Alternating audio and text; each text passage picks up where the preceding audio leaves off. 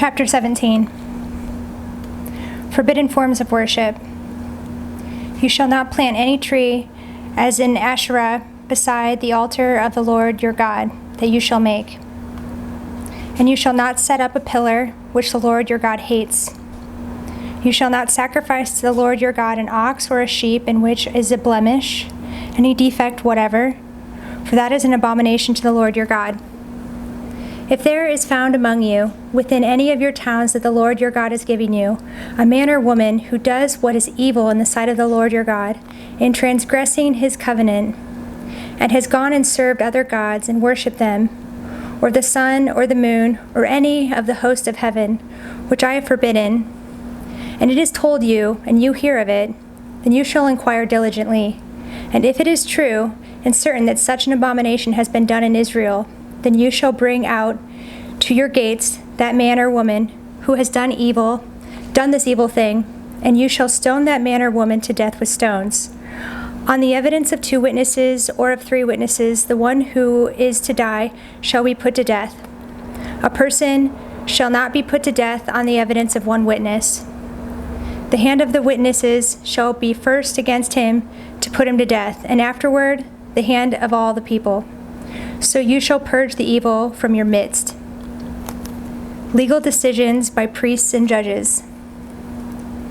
If any case arises requiring decision between one kind of homicide or another, one kind of legal right and another, or one kind of assault and another, any case within your towns that is too difficult for you, then you shall arise and go up to the place that the Lord your God will choose. And you shall come to the Levitical priests and to the judge who is in office in those days, and you shall consult them, and they shall declare to you a decision. Then you shall do according to what they declare to you from that place that the Lord will choose. And you shall be careful to do according to all that they direct you, according to the instructions that they give you, and according to the decision which they pronounce to you, you shall do. You shall not turn aside from the verdict that they declare to you, either to the right hand or to the left. The man who acts presumptively by not obeying the priest who stands to minister before the Lord your God, or the judge, that man shall die. So you shall purge the evil from Israel. And all the people shall hear and fear and not act presumptuously again. Laws concerning Israel's kings. When you come to the land that the Lord your God is giving you, and you possess it and dwell in it, and then say, I will set a king over me, like all the nations that are around me. You may indeed set a king over you, whom the Lord your God will choose. One from among your brothers you shall set as king over you. You may not put a foreigner over you, who is not your brother. Only he must not acquire many horses for himself, or cause the people to return to Egypt in order to acquire many horses, since the Lord has said to you, you shall never return that way again. And he shall not acquire many wives for himself, lest his heart turn away, nor shall he acquire for himself excessive silver and gold. And when he sits on the throne of his kingdom, he shall write for himself in a book a copy of this law approved by the Levitical priests.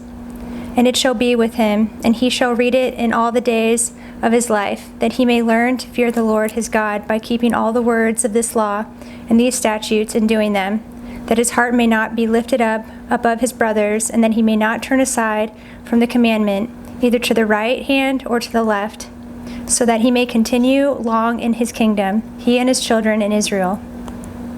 Chapter 18. Provision for priests and Levites. The Levitical priests, all the tribe of Levi, shall have no portion or inheritance with Israel. They shall eat the Lord's food offerings as their inheritance. They shall have no inheritance among their brothers. The Lord is their inheritance, as he promised them. And this shall be the priest's due from the people, from those offering a sacrifice, whether an ox or a sheep. They shall give to the priest the shoulder and the 2 cheeks and the stomach, the first fruits of your grain, of your wine, and of your oil, and the first fleece of your sheep you shall give him. For the Lord your God has chosen him out of all your tribes to stand and minister in the name of the Lord, him and his sons for all time.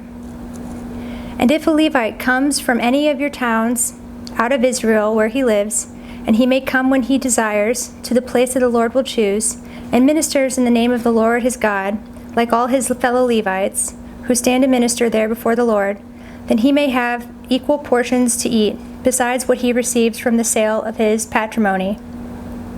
Abominable practices. When you come into the land that the Lord your God is giving you, you shall not learn to follow the abominable practices of those nations. There shall not be found among you anyone who burns his son or his daughter as an offering, anyone who practices divination, or tells fortunes, or interprets omens, or a sorcerer, or a charmer, or a medium, or a necromancer, or one who inquires of the dead. For whoever does these things is an abomination to the Lord. And because of these abominations, the Lord your God is driving them out before you. You shall be blameless before the Lord your God. For these nations, which you are about to dispossess, listen to fortune tellers and to diviners. But as for you, the Lord your God is not allowing you to do this. A new prophet like Moses.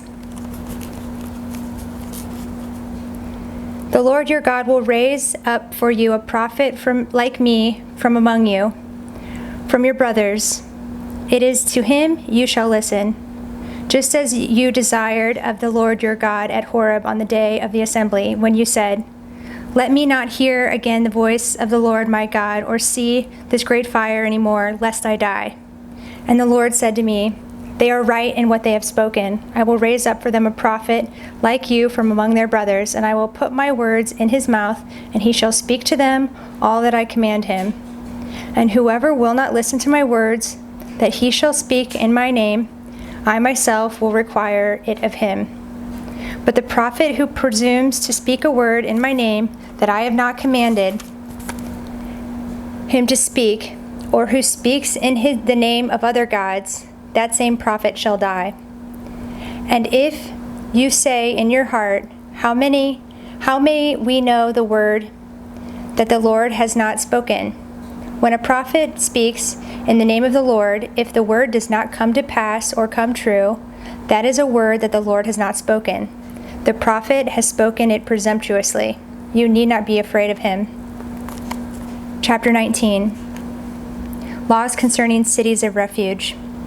When the Lord your God cuts off the nations whose land the Lord your God is giving you, and you dispossess them and dwell in their cities and in their houses, you shall set apart 3 cities for yourselves in the land that the Lord your God is giving you to possess. You shall measure the distances and divide into 3 parts the area of the land that the Lord your God gives you as a possession, so that any manslayer can flee to them. This is the provision for the manslayer, who by fleeing there may save his life. If anyone kills his neighbor unintentionally, without having hated him in the past, as when someone goes into the forest with his neighbor to cut wood, and his hand swings the axe to cut down a tree, and the head slips from the handle and strikes his neighbor so that he dies, he may flee to one of these cities and live, lest the avenger of blood, in hot anger, pursue the manslayer and overtake him, because the way is long, and strike him fatally, though the man did not deserve to die, since he had not hated his neighbor in the past. Therefore, I command you, you shall set apart 3 cities. And if the Lord your God enlarges your territory, as he has sworn to your fathers, and gives you all the land that he promised to give to your fathers, provided you are careful to keep all this commandment, which I command you today, by loving the Lord your God and by walking ever in his ways, then you shall add 3 other cities to these 3, lest innocent blood be shed in your land that the Lord your God is giving you for an inheritance, and so the guilt of bloodshed be upon you. But if anyone hates his neighbor and lies in wait for him and attacks him and strikes him fatally so that he dies, and he flees into one of these cities, then the elders of his city shall send and take him from there and hand him over to the avenger of blood so that he may die. Your eyes shall not pity him, but you shall purge the guilt of innocent blood from Israel, so that it may be well with you. Property boundaries. You shall not move your neighbor's landmark, which the men of old have set, in the inheritance that you will hold in the land that the Lord your God is giving you to possess. Laws concerning witnesses.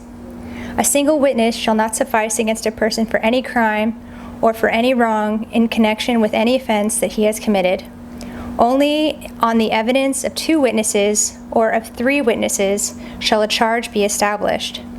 If a malicious witness arises to accuse a person of wrongdoing, then both parties to the dispute shall appear before the Lord, before the priests and the judges who are in office in those days.